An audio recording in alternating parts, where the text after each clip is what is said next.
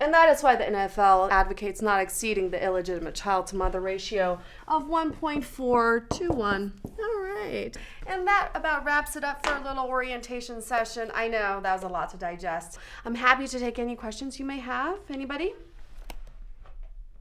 Yes? Yeah, I read about all the posters the NFL is putting up in the locker rooms warning about the dangers of concussions. Seems like a pretty big deal. But you didn't mention it once today, and there's nothing in the handbook about it either. I'll let you guys in on a little secret. There's really no such thing as a concussion. It was something that was made up by the American Neurological Association, and we're just putting up the posters to placate the media. Anybody else? Yes? I've got a problem with the firearm policy.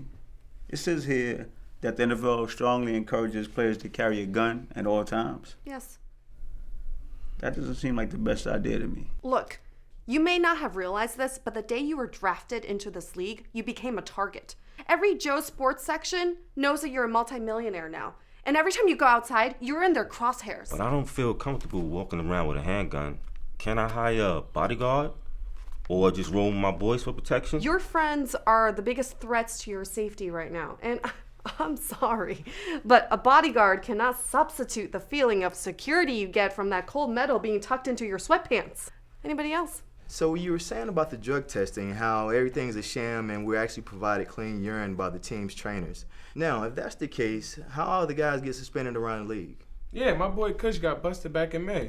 That's a very good question. Like I said before, drug testing is all part of a calculated PR strategy. And to keep up appearances, some of you will be asked to fail a drug test and be subject to suspension. Rest assured, failing a drug test will have no long-term negative effects on your professional career or your reputation with your fans. Oh, so just like vehicular manslaughter. Precisely. About the concussions thing again. You know, I suffered a concussion last season, and I was talking to my doctor about it. You did not have a concussion, because concussions do not exist. You probably had food poisoning. But I got hit. What's your doctor's name? Dr. Matthew Cummins. Okay, we'll take care of that. Next question. Yeah. Could you elaborate on the groupie guidelines?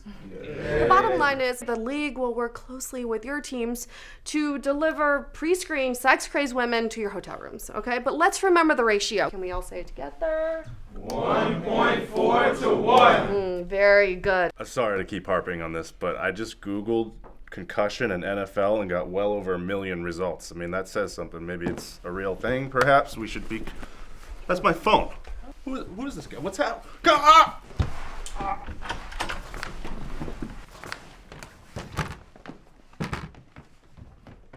Okay, I think that wraps up the Q&A session. Congratulations, you guys. You're all now official employees of the National Football League.